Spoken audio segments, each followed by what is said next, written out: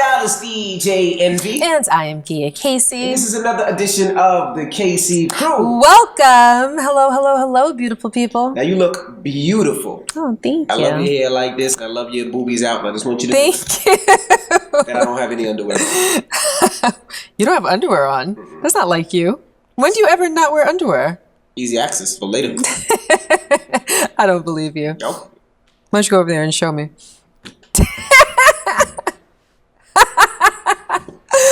Okay, he's not lying. Okay. So, I want to shout out to everybody that came to our Atlanta real estate seminar. Thank you so much for you guys for coming out. What I did was, and Ben was pissed off, I said, anybody who listens to the podcast, I'll give you tickets for a discounted price. And, you know, I thought it was going to be like maybe 5-10 people, but it was like 100. And Ben's, y'all really worked to the death because she was pissed off at me. So, shout out to everybody in Orlando. Orlando is actually going to be the next seminar. So if you live in Florida and you want to attend our seminar, everybody that's listening, I'll do the same. For the next 3-4 days, we will open it up only for the KC Crew listeners, and we'll give you a discounted rate. And don't tell nobody. All right? Mad people came up to me, it's like, yo, thank you so much. But yeah, so you know, we just want to teach the community about real estate, how we make money in real estate, whether it's flipping, wholesaling, or tenants, multi-units.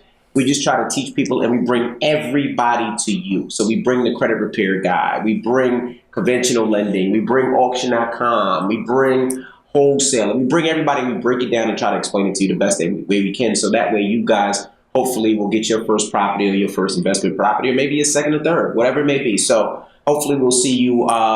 It's April 24th in Orlando. And you might even see Gia there because we're thinking about might bring Gia as well. We're thinking about we might bring Gia as well. No, like Gia's the family pet. Am I going to go in the undercarriage underneath the plane? You going to get a cage big enough for me and throw me on the plane? Maybe. That's how it's going to go down? Maybe. You're cute. Maybe they might let you sit next to me on the plane. But so you might see Gia there as well. I want to start the podcast today. Like, this podcast is going to be a little different. So I want to ask you, if your child, son or daughter, did something to ruin your career. Oh, I know where this is coming from. Did something to embarrass you. Could you forgive them? I know where this is coming from. Kirk Franklin and his son. Right, Did you hear the audio? You know something? I heard the audio when you played it on the radio, but I couldn't make out what he was saying. Perfect. We have it right now. Can you pass me that audio? That's that, please. So we're gonna play the audio for Gia. I'm sure she didn't hear the real audio. So we're also going to play it here for you guys so you guys can hear it at the same time. Okay. So, very creative, S-Dot. I just got to press spacebar, correct? Yeah. All right. So listen. You got to turn it up. Nope.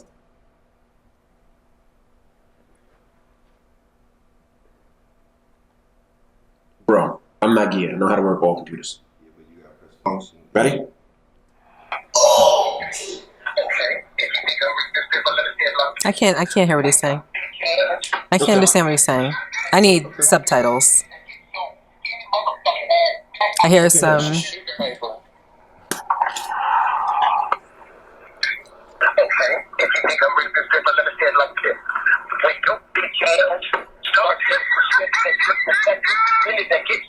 Any motherfucking ass back out the goddamn way before I put my foot in your ass because I dare you. I dare you. I dare you.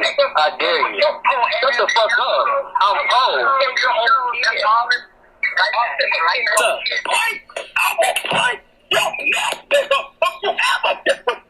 I did it.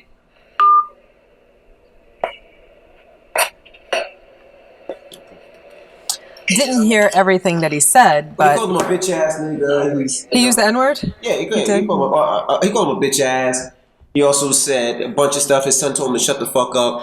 But he used some words. But my whole point is, you know, we get into arguments with family members, your children, you know. But what his son did was, his son put that audio out. Right. His son put that audio out to embarrass his dad and try to ruin his dad's career. You know, his dad is Kirk Franklin, you know, Christian artist, a pastor, I believe, in some cases. He put that audio out to embarrass and ruin his dad.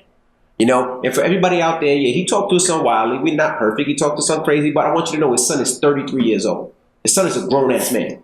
He's not a little boy. He's not an 8-year-old. He's not a teenager. He's 33 years old. Let me ask you a question. Okay. If the tables were turned, and you guys out there too, I want you to email and text and leave comments. Could you forgive your child if that was the case?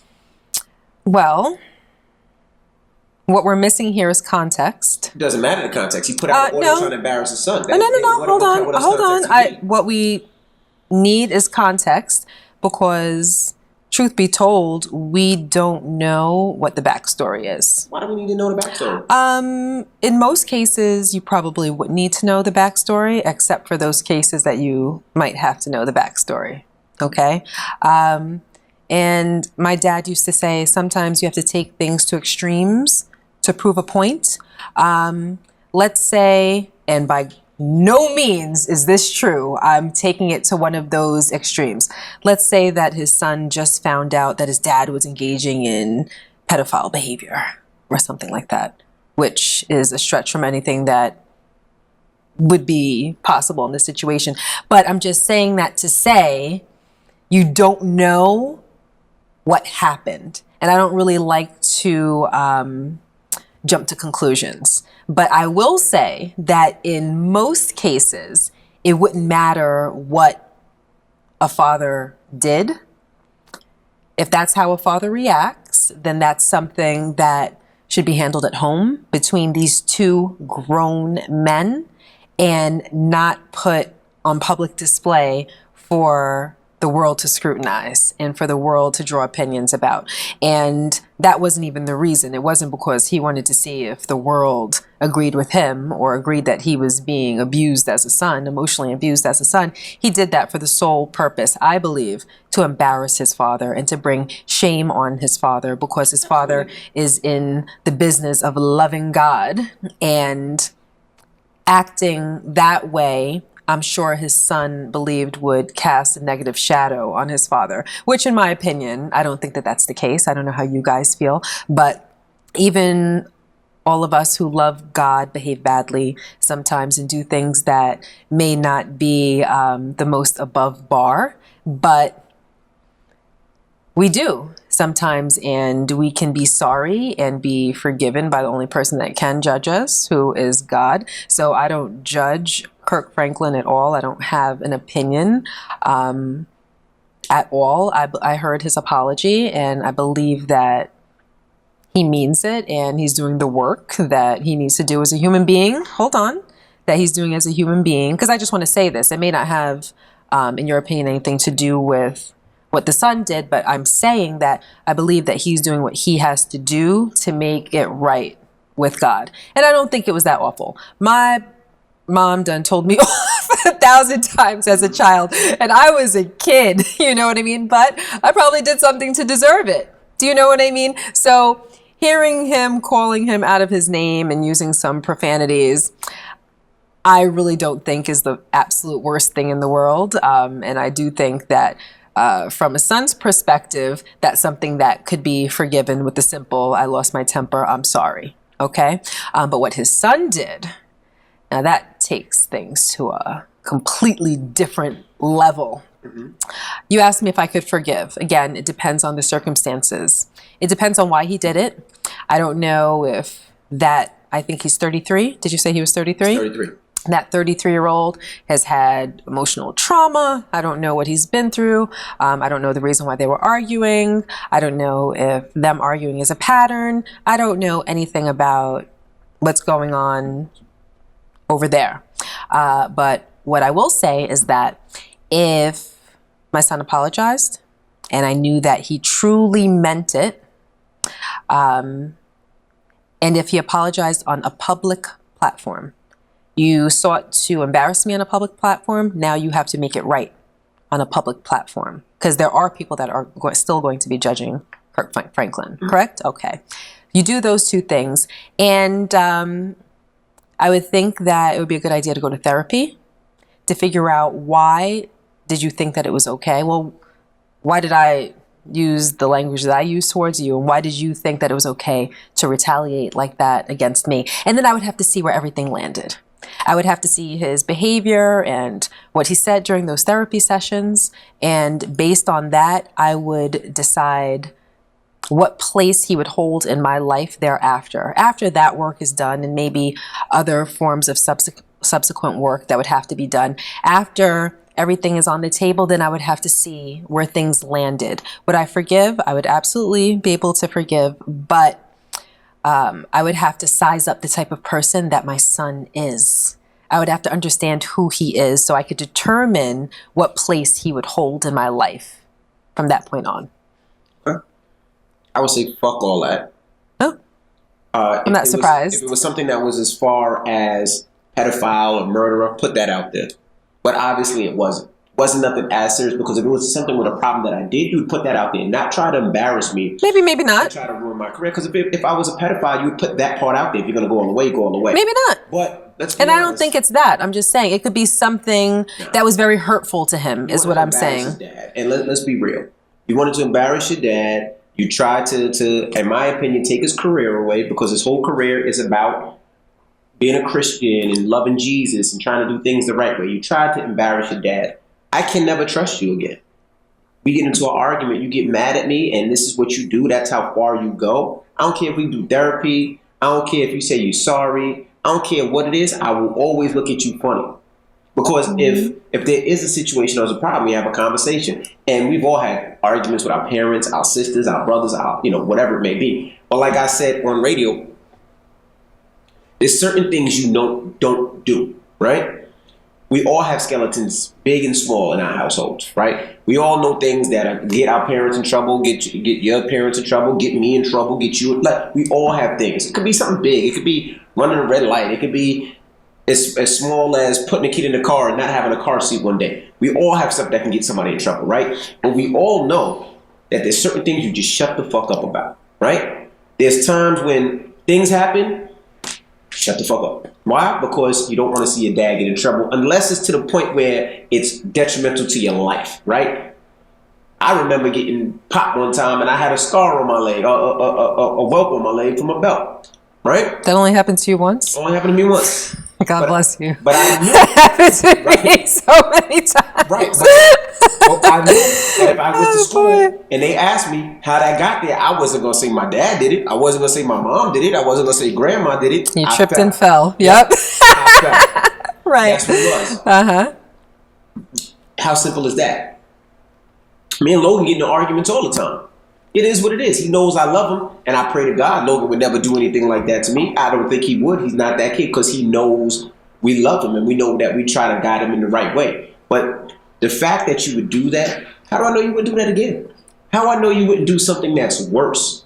How do you know, we're all not perfect, and we've all been evolving. Like I was having a conversation with the camera guy, S-Dot, and we were talking about things that we thought were funny in high school, and we realized how much it hurt people, right? I remember growing up in high school, they used to tease Haitian kids all the time, right? Say HBO and all types of things. Our best friend in high school was Haitian. You didn't Still is. There still is, yeah. Well, he's still Haitian. He's still one of my best friends. He's the one that actually taught me how to DJ. Shout out to DJ Mono. But his family accepted me like I was his brother. Took me in, fed me griot, fed me food, put me onto their culture. You see what I'm saying? But it's things that you have to learn at times. It's not what it was 20 years ago. It's not how it is now. So the fact that you would put something out like that to try to ruin your dad, embarrass him, possibly ruin his career. Let's say his dad had endorsements and they dropped his endorsements. Let's say his dad was a pastor at the church and they got rid of him. Let's say his dad had signed to a deal and they dropped the deal. All because me and you are arguing. And yes, sometimes I do get out of character when it comes to my kids. Because your kids can piss you off. Your kids know what buttons to choose, to point at and to pick at. So yeah, I don't know can I forgive? Yeah. Can I trust again? No. Would I allow you to be in my life like that, like you were before? No. Because I don't trust you. I don't trust you. I'm going to be looking at you like you're out to take me out every opportunity and chance you get, especially when something doesn't go your way. And for that, we won't have the same relationship ever again. Can never talk on the phone anymore. No. Can never text. No, I would never text. I would never talk Yeah. on the phone. And when I'm in person, I would never it would call be you very from generic. jail. No, it would be very generic. No. Hey, Dad, how you doing? I'm great, son. How are you? How's life? How are you? You're good? Yes. Well, what did you do today, Dad? I paid my taxes. What else you doing? Nothing much. I just prayed all day and relaxed. Okay, Dad. All right. Well, you have a good one, son. Well, I'm going to the store and I'm going to be driving the speed limit. All right. Talk to you soon. That's how I'm going to be because I can't trust you ever again. But you know, and I absolutely do believe. 33, not 16, not 10, not 12. You'd be like, oh, he's a little kid. He didn't know. He learned from a friend. No, you're 33 years old. And I do believe that you can forgive someone and allow them a different space in your life moving forward. You guys already know that I feel that way.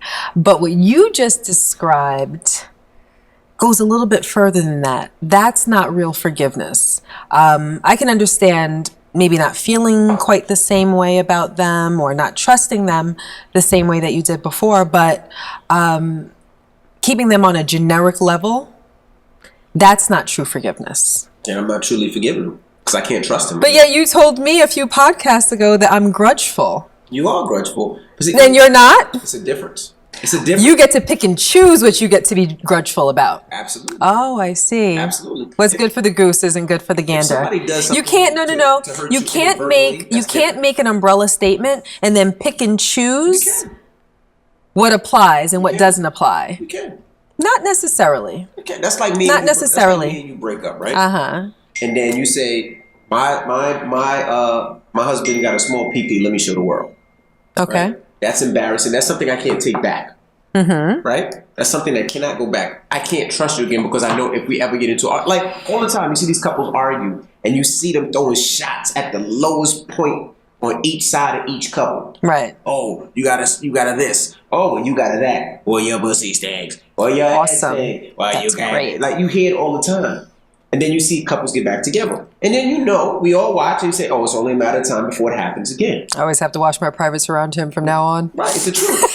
But if that's the case, like, you know, that's why you respect, like, you look at, I just put A-Rod and J-Lo, right? They broke up. Did they? I don't know if that's if a they say rumor they broke up or they not. working it out, but you didn't hear any beef or back and forth with each other, It's only right? been a couple days. Yeah, but still, but you would hear it. Most couples, some couples you do. And that's the whole thing. You want to be with somebody that you can trust when you're with or not. We all make mistakes, but it's how you handle those mistakes.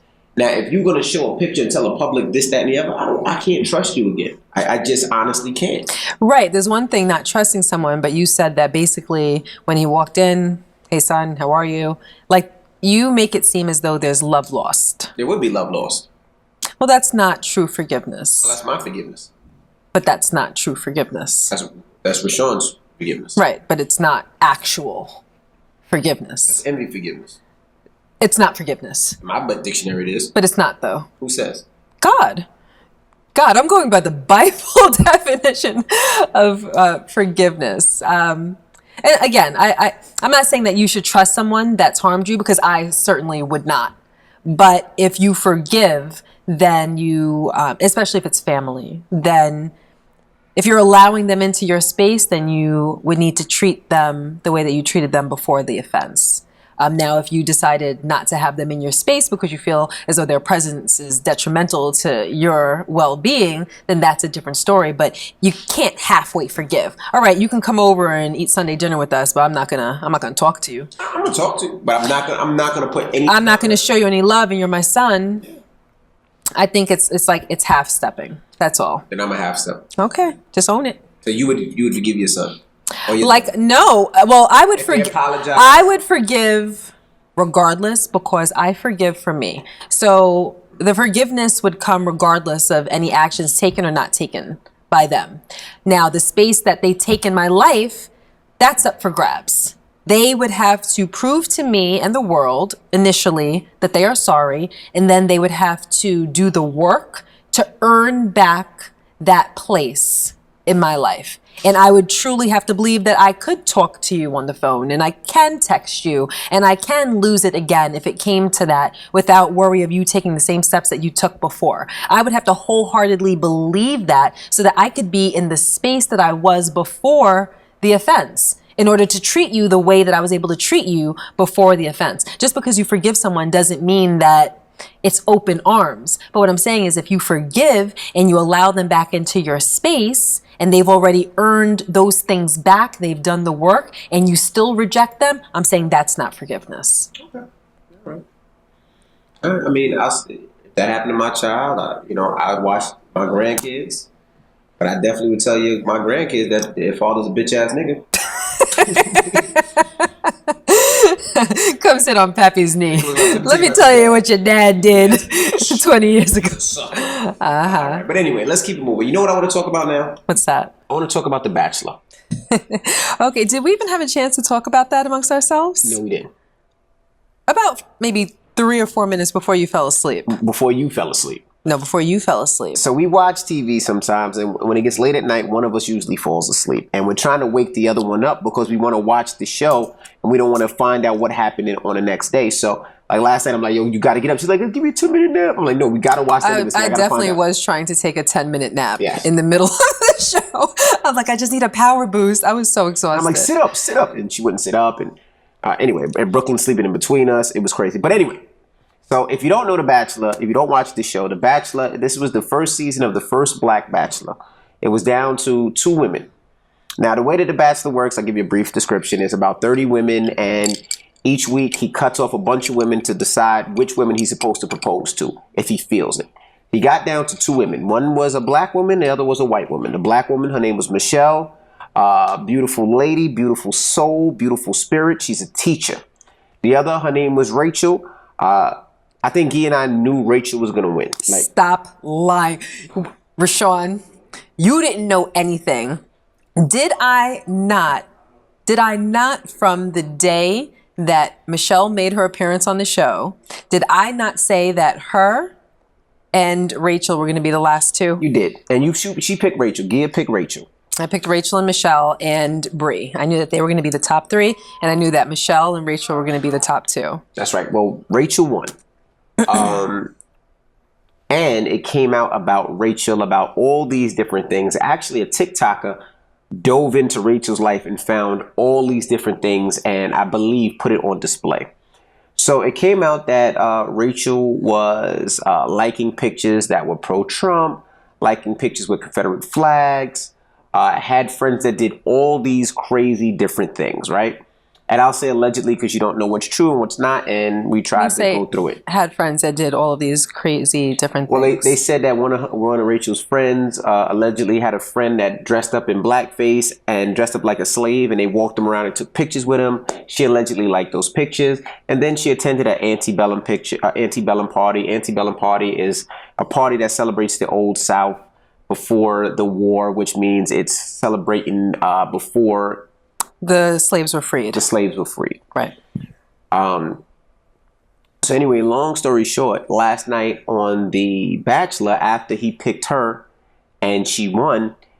But I'm just going to say, he did not propose to her. No, he did not propose to her. So typically The Bachelor or The Bachelorette ends in a proposal. He decided that he wanted to be with her. He wanted to continue to date her and get to know her better so that they'd be on the trajectory towards marriage. Right, yep. But he did not want to propose at the time. Correct. So, but they were both in love. He was smitten. She was smitten. They were a perfect couple. Then all this stuff came out. So she apologized. She went on the apology tour. And all through The Bachelor, you can hear him say, well, you need to work on yourself. You need to work on yourself. One thing he said that I didn't necessarily understand that I want to ask you about. But this is after the final rose. This is after the final rose, after she won. They bring them back. Correct. So they're supposed to be together but separate for a period of time so that people don't see them in public and people don't know who won. Okay?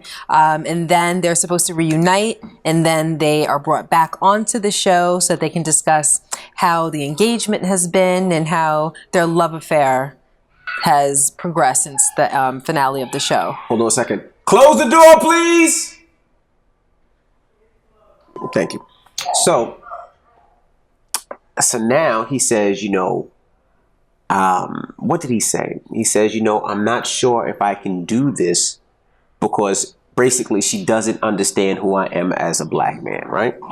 He said that she doesn't understand his blackness. His blackness, right? Yeah. Mm-hmm. Now, this is where I was confused. You picked a white woman, and now you're saying a white woman doesn't understand your blackness? Duh. That's how I felt. Now, this is why I'm confused, right? And you let me know how you feel. Okay. You dated this woman. You fell in love with this woman. You were all smitten. You said, you know, this is the woman that you see being your wife. Now, something happened where this woman did a lot of things wrong. And all of a sudden, you cut her off, right? Is she racist? I don't know if she's racist. And the reason to say I don't know if she's racist is because she picked you. She wanted to be with you. Could you be racist and in love with a black person? Could you? Yes. But before we delve into that question, we have to define the word racism. All right, so racism. Yes. All right, prejudice, discrimination, or antagonism directed against someone of a different race based on the belief that one's own race is superior. Okay. Was there a second part of that definition? No, Because that's all usually I it gives two. Let me see.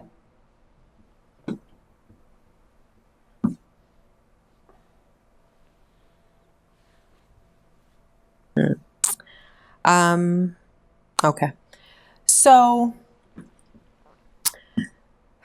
I have to ask myself first, would I consider her to be racist? I think that I don't believe that she's a racist. However, I believe that she participated in racist behavior. Correct. Which begs the question, how can you participate in racist behavior without being a racist?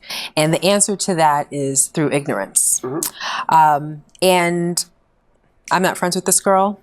All I can go off of is what I saw on The Bachelor and all of the media coverage that this topic has garnered since then.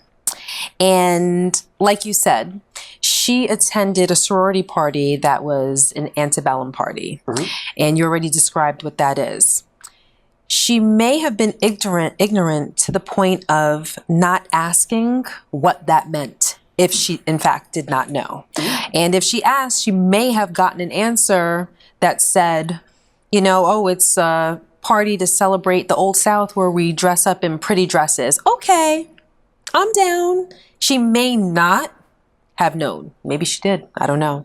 But according to, again, everything that I've heard, I'm more so led to believe that it was through true ignorance. Her family may be Trump supporters. She may or may not be a Trump supporter. I do believe that there are a lot of indications that come along with being a Trump supporter, but I don't think that being a Trump supporter pigeonholes you into being a racist. Right. You may be, but you also may not be, you know? She liked pictures of friends, I'm assuming, wearing MAGA hats.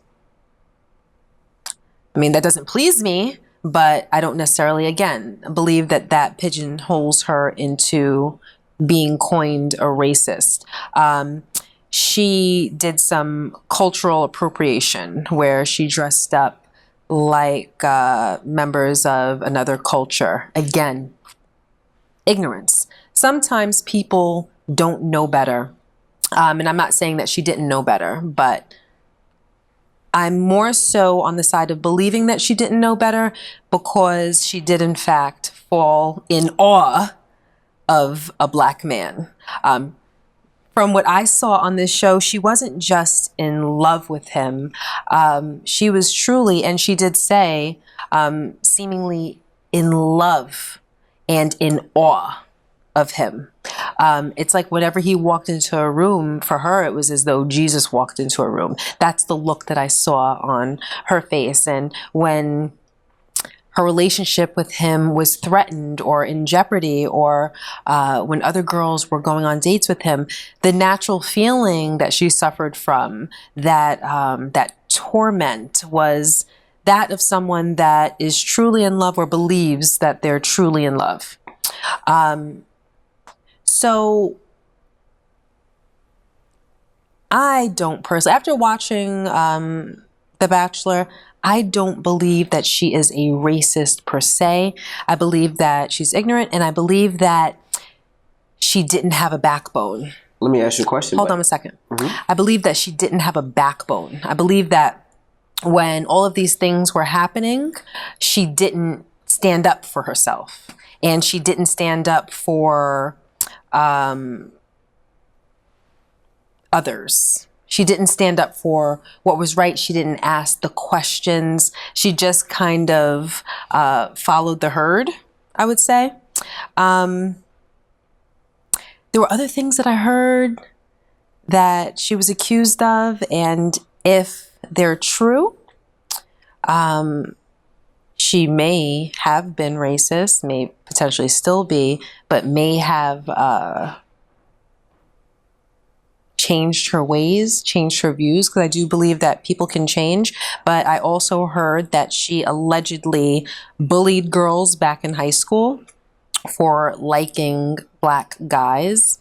I think I heard that that also went into college, that maybe some of that behavior was displayed in college and other things. So, you know, it is a question, but based on what I saw, she seemed like a nice girl who truly fell in love with a black guy. But I do think that you can be racist and love a member of the opposite sex. So that's me directly answering your question. Love a member of the opposite sex that is of a different race, or the race that you are racist against. I do believe that you can do that, because racism also, that's why I asked you if there was another definition. It also cosigns the belief that one race is superior or another race is inferior solely based on your race. So you can believe that you're superior. And let's say in her case, she can believe that the white race is superior to the black race, but still love a black man. There are men that believe that men are superior to women and still love women. Do you see what I mean? Mm-hmm. So to answer your question directly, yes, I do believe that a racist can fall in love with a member of the opposite sex that is a member of the race that they feel superior to. Not to say that I think that that's her case, but yes. So what do you think about Matt James as far as him being a man? And the reason I ask this is I fall in love with you. And I love you, you're white, I'm black, and we love each other, right? Not this being the case, but let's say that's the case. You love me for me, I'm smitten with you, and you have problems, you made mistakes, maybe you're not knowledgeable of some things. Do I say, fuck you, I'm out one, I ain't fucking with you? Or because I love you, I'm saying, well, let me teach you, let's walk down this road together. Let me tell you what bothers me. Let me tell you how this affects my people. She's white, I'm black. Of course you're not going to understand my plight. You're not going to understand my battles. You're not going to understand the things that I go through. But if I love you, we fall in love with each other. We're connected at some higher rank. Shouldn't I break it down with you together? Shouldn't I help you understand? Because you love me for me. You know I'm black. But maybe the things that you did in the past were you just didn't have knowledge for.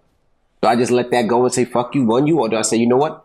I'm going to teach you what my history looks like. Because let's be honest, like, you know, a lot of times we don't know each other's history. I'm not going to know what necessarily what a Hispanic, a Latino person's history. I'm not going to understand necessarily what a Jewish person's history is. I don't know. I'm black. I grew up black. My neighbors are black. I know all about black. So if I meet somebody that's outside of what I'm used to, I don't necessarily know. I don't necessarily understand. The only thing that I do know is what the people in my area talk about, you know? And if I don't know, do I make that say, you know what? I love you. I fell in love with you. I love you because who you are. Let me try to explain what it is. Let's do this together. Or do I say the easy way out? Nah, fuck you. I ain't fucking with you no more. One. In a perfect world, yes. But as a black man, maybe he was too disturbed about what he learned of her actions. And we don't know what their private conversations But is that were. real love? If they really love each other, like, let's say I say some wild shit on the radio, right? Yes. Do you say, "I nigga, I'm out one"? Now, let me tell you the difference. Okay. The difference is that you and I are already married. If we wasn't married, we were dating for I don't know how long, and you fell in love with me. We were in love with each other. And you said what on the radio? I don't know, some wild shit. I don't know. Depends on what you said. Something about your Puerto Rican culture. Let's say, I don't know. Depends on what you said, how you said it. Was it a joke or did you mean it? Let's say it was a joke. Let's say I went to an anti-Puerto Rican party. If you went to an anti-Puerto Rican party, then you're out. And you're part Puerto Rican, you're part Jamaican, you're part whatever. But let's say we fell in love, and let's say I didn't know. I thought it was a joke. I had no idea. Well, that's what I'm was saying. doing. If it was a joke, that's one Let's thing. say I didn't know what it was. I didn't know it was an anti-Puerto Rican party. It was Estat. He threw an anti-Puerto Rican party. I just happened to go. That's what I'm saying. And I didn't know what it was. I just dressed up, and that's what it was. What I'm saying I don't is even know what an anti-Puerto Rican party is. Like, that sounds stupid, but I'm just saying. whichever way, it all depends. If you went to an anti-Puerto Rican party, anti-Jamaican party. Let's say anti-Jamaican. Oh well, then we fighting. If you I went to an anti-Jamaican party. if you It's went, called Jamaicans Don't Eat Pum Pum Party, and I went and I attended. But go ahead. well then, all bets are off. It's over. It's a wrap. But go ahead. But if you did something or attended something or participated in an activity that offended me or my culture deeply, and we were dating, but I love you, it depends. We were talking about marriage, not just we were dating. We were talking about marriage. Yes, to the next okay, level. yes. There's a difference. It depends on where I believe that those comments or those actions came from. If I believe that you have true hatred as your girlfriend or wannabe fiance, it is not my job to teach you and to dismantle everything that made you the ignorant bleep that you are. It's not my job. Now, if I'm your wife, I made a vow before friends, family, but primarily God, then it's my job to do that work with you. I'm just dating you and I love you. I may not want to put in that work. You may not be worth it. He might be looking at her like, you're not worth what I really believe. Okay, let's talk about what I really believe. Again, I didn't sleep in their bed with them, but I believe that he loved her. But after everything that she said and did, I believe that in his eyes, she was too much baggage. Too much baggage. Too early on. Too early on. We've only been together for, I'm guessing, maybe 6 months after the show wrapped, before, once it's all edited and it airs and everything. I'm 6 months in love with you. I don't need to railroad my entire career, the public's opinion of me, and everything else because you may have racist tendencies. I may not want to partner up with you to get you right. I may not want to do the work with you. You may be beautiful and kind and sweet, and you may love me to death, and yes, you may be in awe of me, but maybe you're not worth all of that. So go do the work on your own. I wish you the best. And that's how I feel. I'm not mad at him for cutting her off, letting that thing go. I get it. It would be noble. What you're saying, what you're suggesting, I mean, I don't know what the relationship is and what he feels for her. it would be noble. But if I love somebody, I'm in love with them. I'm in awe with them, and I'm looking at them as my wife. And they make a mistake where they don't know, and I feel like they don't know, they don't have the knowledge. I think I would try to teach them first if I was in love with them. But I can't expect somebody of another nationality to understand what I go through and what my plight is and how I feel. You know what I mean? There is no way that you can feel that. You can't understand that. You can't understand how I feel when I'm driving and a cop comes behind me. You'll never understand that. You'll never understand my life or how I feel or what my insecurities are, what my PTSD is when I see things. Like, you'll never understand that as a different nationality. I get that. So I have to explain that to you. Not by way of walking in your shoes will another person of another race be able to understand. But there are many people of different races that do the work to understand. Yeah, absolutely. And in a general way, again, not by way of walking through your shoes, but in a general way, they understand what it is to be a Black person in the United States of America, because they've heard and accepted and internalized the testimonies. They take these testimonies as truths, and they may be infuriated by it. They may believe in the BLM cause.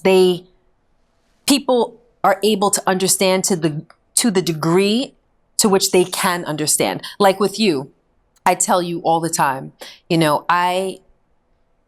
I'm so grateful for you, and I appreciate you because of many things, but one of those many things is for how hard you work, how much time you put in, the amount of sleep that you lose, you getting up at 4:30 in the morning, and you going from one job to another job to another job to another job, especially pre-COVID. And I always try to understand your exhaustion and whatnot. And I always tell you, I understand what you go through and the fact that you may be moody from time to time because of what your daily life is like. But I can only understand to the degree to which I can understand without walking in your shoes. So I do believe that there are people that understand the Black plight without walking in those shoes. But this is the thing, right? And this is going to sound a little crazy. I don't give a fuck about another racist plight. And this is going to sound crazy. Another racist plight? Well, another nationality and what they go through, because I'm dealing with my own. Okay. I don't have time to deal with what you have to, because I got to deal with my own. I got to deal with my sons. I got to deal with my daughters. I got to deal with my wives. I got to deal with how I have to live. Okay. Like, for instance, I don't have time to, let's say, deal with racist A's plight and what they have to deal with and how they feel. Let's say, I just say the A's nationality or A's background. I'm just using A as a nationality. Okay. Without saying a particular nationality. I don't have time to understand that plight because I'm still dealing with mine. But what you're saying that to say what though, babe?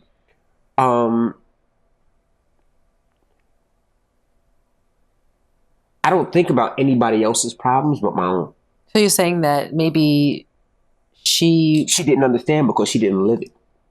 Like for some people, they say, okay, well, Black Lives Matter, all lives matter. Okay. They might say all lives matter because they don't understand what we go through on a regular basis. They don't understand the things that happen that are different from other people all the time. They don't understand how many times I get pulled over. And not because I'm driving a nice car, but when they see me driving a nice car and they see a Black individual, they pull me over. Where you going? Why are you in this town? I don't necessarily think somebody else that's white that drives a G-Wagon gets pulled over the same amount of times that I do. Or somebody that drives this car gets pulled over the same amount of times that I do. I get pulled over because they look at it as, in my opinion, what is this Black person doing in this neighborhood? Did he just steal this car? How can he afford this car? Who is he? You know what I mean? I don't necessarily care about other nationalities or other races because it happens to me all the time. I care more about mine. You're saying you don't have the space, the mental space to worry about. I don't have the mental space to care about others because I'm caring about mine. Yeah, but she probably doesn't go through things like that. So I'm trying to understand. Exactly. So she might not care. She might not have the space as well. But now that she was quote unquote dating. Well, she definitely has the space. Right, but she probably doesn't care because it never affected her. That absolutely. You know what I mean? Yes, of course. It never affected her. She don't give a fuck. She don't give a fuck how many times Matt James gets pulled over because it doesn't affect her. That wasn't her man. But now that it's her man, she has to understand, well, this is what it is. If we're going to have babies, our kids are going to be Black and this is what we go through. Well, but now it takes time to experience. Now, there's a lot of different nationalities that listen and that afford the fight. And I appreciate you guys because you guys took the time to understand what we go through. But a lot of people don't give a fuck. And I understand because I don't give a fuck about a lot of other people because I care about me. And I care about, I'm serious. I know. Because, I'm being honest. Because my people are the ones that's getting shot. My people are the ones that are not making it back home. Right. My people are the ones that are being harassed. But I understand the analogy, but her race is the one race that doesn't go through anything like that. So I think that what we're talking about is, in her world, it was probably never a priority to think or to delve into what that might feel like until she fell in love with a black man. Correct. And then maybe that's when regret sets in, or perspective starts to set in and whatnot. And I do believe that people can grow and change. And, you know, I'm going to be honest with you. I'm going to be honest with you. I have known so many racist people. Really? In my life. Yeah. Racist people? Racist people. I don't know too many. I have known many. Well, to be honest, because, and I actually look up the word racist, not only for the same reason that I gave earlier, but because after the episode, I Googled it myself and 2 definitions popped up. But racism covers, the definition covers behavior that I think most of us have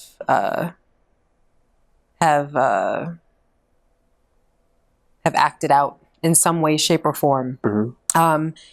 For instance, one of the definitions is, you know, something to the effect of like the characterization of different races or certain stereotypes and things like that. And I think that if we're being honest, most of us have at some point or another stereotyped someone or a group of people or something like that, even if it was when we were kids or before we really knew any better. I can't remember the exact definition, but it was more so like characterizations or saying that, you know, a particular race has certain traits and, you know, things like that. So I think that for a lot of people accept it. And a lot of us go to comedy shows. We go to Chris Rock comedy shows. We go to Kevin Hart comedy shows. We go to Eddie Murphy comedy shows. I'm sorry, I pretty much just, I watch black comedians more than white, so I can't really name too many white comedians where I've seen their stand-up. But it's riddled with racism, and we sit there and we laugh at it. Does that make us racist by definition? Yes. Does it make them racist? By definition, yes. But I think that when we use the word racist, we're not talking about the Merriam-Webster definition of racism. We're more so talking about that in-your-face, race-hating, prejudice, profiling, et cetera, type of actions. So I think that a lot of people that do have those types of outlooks on other races, a lot of it comes from their homes. Yeah, absolutely. And like I said, I've known a lot of racist people, and I've been a victim of racism right here in our town. Yeah, absolutely. Right here in our town. We told this story a really long time ago on one of the podcasts before we started videotaping our podcast. But here in our town, Old town. Look ahead. well, in this town that we're in right now, my daughter played softball. And this was when we were new to the area. And what was it that happened exactly, babe? We moved into the town. You signed Madison up for softball. And it was the coach and the assistant coach. Right. And the assistant coach, we were the only black family on the team, the only black girl on the team. And the assistant coach was emailing the main coach and said, I was surprised. They asked for the email, and Gia said the email is whatever it is, which was whatever it was. It was a simple email. Which acquired her name. And he was like, I was surprised it wasn't Big Booty Chick 21 at Gmail. And yeah, basically it was because we were black. He just automatically assumed that Gia was an Instagram model or a street model, and her email was going to be bigbootygia@gmail.com. And then it went on to say that basically, like, they're surprised that I was well spoken and that I was intelligent and etc. He replied to all instead of just replying to so and so, and Gia seen the email. Well, before I saw the email, I was driving down 208 and he realized that I was going to see the email. And he called me and apologized within inches of his life. And I was really taken aback by it. I was so disappointed in what I read. And I knew that he was only apologizing because he got caught. Of course. But sometimes it takes getting caught or something extreme to happen for someone to realize the error in their ways. And I'm mad at myself for this too. I forgave him. I truly forgave him. I didn't. I know. And I should have put him on blast. And Gia told me not to put him on blast. And I should have put him on blast because he's racist. He says some racist terms. And he's a financial advisor. And I'm sure he advises a lot of African Americans and minorities with their money. And if he has that mentality, I should have put him on blast so the people that he invests with understand who they're investing with. And I didn't. And I'm mad at myself that I didn't. Because at the end of the day, even though we spoke after, he apologized, and his daughter and my daughter played on the same team, and his son and my son played on the same basketball team. But I always felt like he always looked at me differently, as less than. And I always had a problem with it. Oh, but I let it slide. And I should have blew his fucking ass up. Because it is what it is. Like, if you're saying that on an email to your friend because you think you're both white and you think it's funny, it's not fucking funny. Especially when there's so many brothers and sisters and minorities and different things that probably invest with his financial firm. And I should have said something, and I didn't. And the only reason I didn't, if you ever see this, is because Gia begged me not to, because I should have. I should have let the world know who you were as a person. Like, we have to change, like, who you are as a person. Don't apologize because you got caught. Apologize because you feel bad and that you're wrong.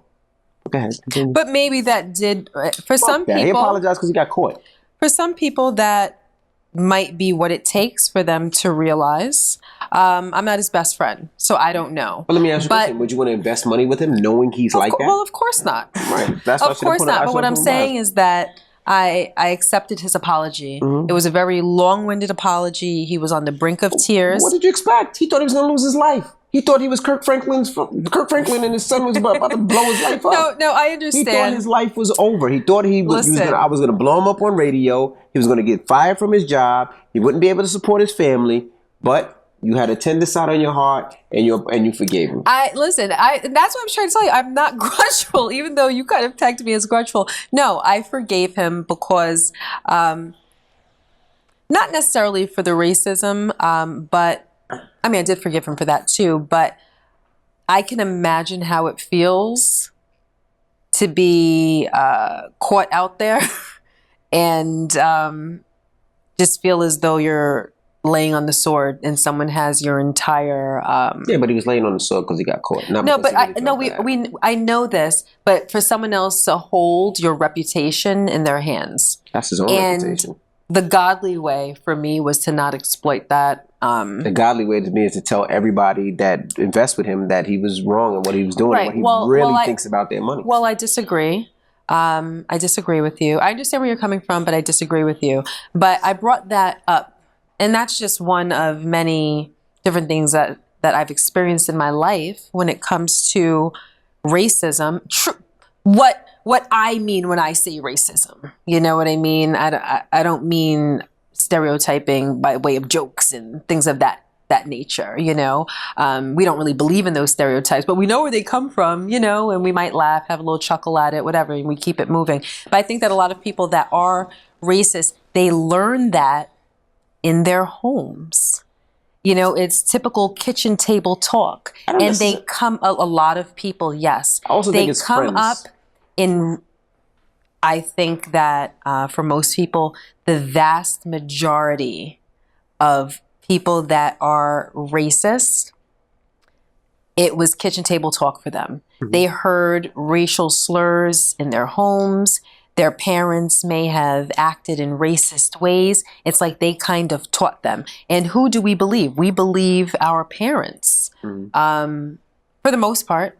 You know, now we have teenagers. It's a different day now. Correct. Now we have teenagers that are outing their parents on social media.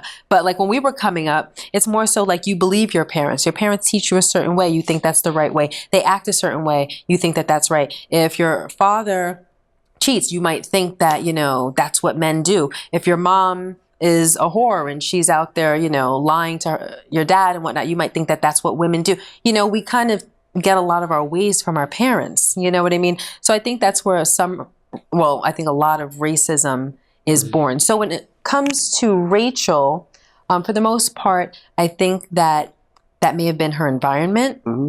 But I do think that she may be better than that. And I do think that people are worth forgiving if they are truly sorry. And I believe that she is. Okay. Well, send us an email, leave a comment, send us a DM. We'd love to hear what you think. It's time to get up out of here. It is. I'm tired. Gia's going to cook tonight. New York strip, That's mac right. and cheese, green beans, mushrooms. And then I'm going to eat all night. All night. You know. Well, half the night, because I'm probably going to fall asleep. You're probably going to fall asleep. You're going to ask for that 10-minute nap I'm going to that 10-minute in nap. between. All right, guys. We'll see you next week. I'm DJ MV. And I am Gia Casey. And I'm a pounder all night long. Stop it.